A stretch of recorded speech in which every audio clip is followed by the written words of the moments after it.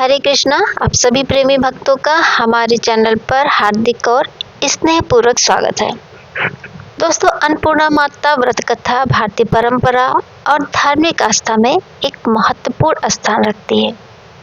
ये व्रत मुख्य रूप से जीवन में सुख, समृद्धि और शांति के लिए किया जाता है। अन्नपूर्णा माता को अन्न की देवी माना जाता है और उनकी पूजा से जीवन में अन्न की कभी कमी नहीं होती। इस व्रत को करने से व्यक्ति को न केवल भौतिक सुख सुविधाएं प्राप्त होती हैं, बल्कि आध्यात्मिक शांति और संतोष भी मिलता है। अन्नपूर्णा माता का व्रत हिंदू धर्म में विशेष महत्व रखता है। इस व्रत की कथा में अन्नपूर्णा माता और भगवान शिव के बीच का संवाद और उनकी कृपा से भक्तों को मिलने वाले लाभ का वर्णन है। व्रत करने वाले व्यक्ति को यह कथा सुनना या पढ़ना अनिवार्य माना जाता है। कथा का श्रवण करने से व्यक्ति के समस्त पापों का नाश होता है और उसे पुण्य की प्राप्ति होती है। अगर ये वीडियो आपको पसंद आए तो प्लीज़ लाइक करें, चैनल को जरूर सब्सक्राइब करें और घंटी का बटन दबाना बिल्कुल भी ना भूलें, ताकि आपको ऐसी ही धार्मिक जानकारियाँ मिलती रहें। तो चलिए भक्तों, प्रेम भाव से मन एकाग्र करके माँ अन्नपूर्णा माता की दिव्य कथा का श्रवण करते हैं।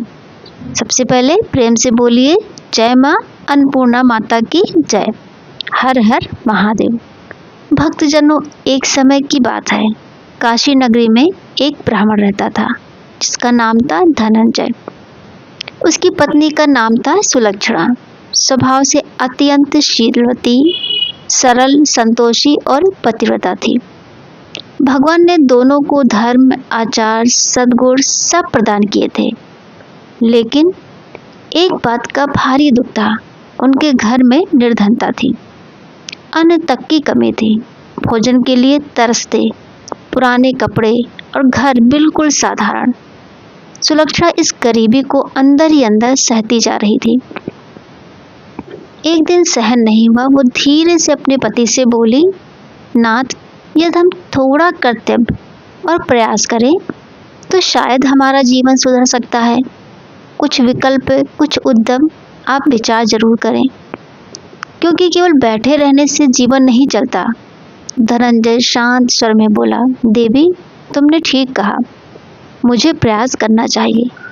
लेकिन भक्त तो वही है ना, कभी कभी जीवन में हम प्रयत्न करते हैं पर रास्ता नहीं दिखता। सुलक्षणा और धनंजय यही सोचते सोचते भगवान विश्वनाथ के मंदिर पहुंचे। धनंजय ने हाथ जोड़कर कहा, हे देवाधिदेव विश्वेश्वर, मुझे पूजन विधि कुछ नहीं आती, बस आपके चरणों में समर्पित हूँ। आप ही मेरी सहायता करो। भक्तों, वह 3 दिनों तक मंदिर में बैठा रहा, निर्जल, निराहार, बस आंखों में भक्ति का भाव और विश्वास। उसकी भक्ति से प्रसन्न होकर भगवान शिव ने उसके कान में 3 बार कहा, अन्नपूर्णा, अन्नपूर्णा, अन्नपूर्णा। बस यही, कोई विवरण नहीं। कौन अन्नपूर्णा, कहाँ है, कैसे पहुंचना है। धनंजय सोच में पड़ गया। उधर मंदिर से लौटते हुए कुछ ब्राह्मण मिले। धनंजय ने पूछा, पंडित जी, ये अन्नपूर्णा कौन है। ब्राह्मण मुस्कुराए और बोले, बेटा, अन्न की देवी, लेकिन अन्न का भोग वही पा सकता है जो श्रद्धा से जीवन जीता है। तू घर जा, अन्न ग्रहण कर। धनंजय घर लौटा। सुलक्षणा बोली, नाथ, यदि स्वयं शिव जी ने नाम दिया है तो माता अवश्य प्रकट होंगी। आप फिर भक्ति से बैठिए। धनंजय ने फिर तप किया। तभी रात्रि को भगवान शिव प्रकट हुए और बोले, पूर्व दिशा की ओर चलो, अन्नपूर्णा माता स्वयं मार्ग दिखा देंगी। धनंजय निकल पड़ा। जंगलों से गुजरा, पहाड़ों से गुजरा, भूख में फल खाए, प्यास में नदी का जल पिया। दिन बीतते जा रहे थे, लेकिन उसके और होठों पर केवल एक ही नाम, जय अन्नपूर्णा माता, जय अन्नपूर्णा माता। आखिर उसे एक दिव्य सरोवर दिखाई दिया, चांदी की तरह चमकता, शांत, पवित्र। उसके किनारे अनेक दिव्य देवियां बैठी हुई थी। सभी माता अन्नपूर्णा की कथा कह रही थी। धनंजय ने नम्र होकर पूछा, हे देवियों, आप कौन सा व्रत कर रही हैं। उन्होंने उत्तर दिया, हम माँ अन्नपूर्णा का महाव्रत कर रही हैं। ये व्रत 17 दिन या 21 दिन तक किया जाता है। इससे निर्धन धनवान हो जाता है, निसंतान को संतान मिलती है और हर इच्छा पूर्ण होती है। धनंजय बोला, तो क्या मैं भी ये व्रत कर सकता हूँ? वे मुस्कुराई, क्यों नहीं, श्रद्धा हो तो कोई भी कर सकता है। धनंजय ने व्रत किया। व्रत पूर्ण होते ही सरोवर से हीरे मोतियों जड़ी 21 सीढ़ियां प्रकट हुई। वह उतरता गया और भक्तों, जो दृश्य उसने देखा वह दिव्य था। मन मोह लेने वाला। स्वर्ण सिंहासन पर मां अन्नपूर्णा विराजमान थी। सामने भिक्षा के लिए स्वयं भगवान शिव खड़े थे। देवांगनाएं चवर झुला रही थी। मंदिर प्रकाशमान था, मानो करोड़ों सूर्यों का तेज हो। धनंजय भाव विभोर होकर गिर पड़ा। अश्रु बहते रहे। माता ने उसके मन की व्यथा समझ ली। वह बोली, वत्स, तुमने श्रद्धा से मेरा व्रत किया है। जा, संसार अब तेरा आदर करेगा। मैं तुझे विद्या, धन और सुख देती हूँ। माता ने उसके जिह्वा पर बीज मंत्र अंकित किया और धनंजय का जीवन बदल गया। समृद्धि बढ़ी, घर भरा, लोग आने जाने लगे, परंतु संतान नहीं थी। समाज ने कहा, दूसरी शादी करो।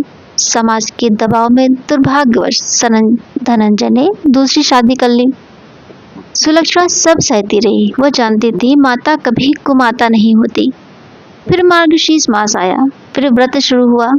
नई पत्नी ईर्ष्या से भर गई। क्रोध में उसने व्रत का सूत्र जला दिया। माता नाराज हुई। नया घर जल गया। नई पत्नी मायके चली गई।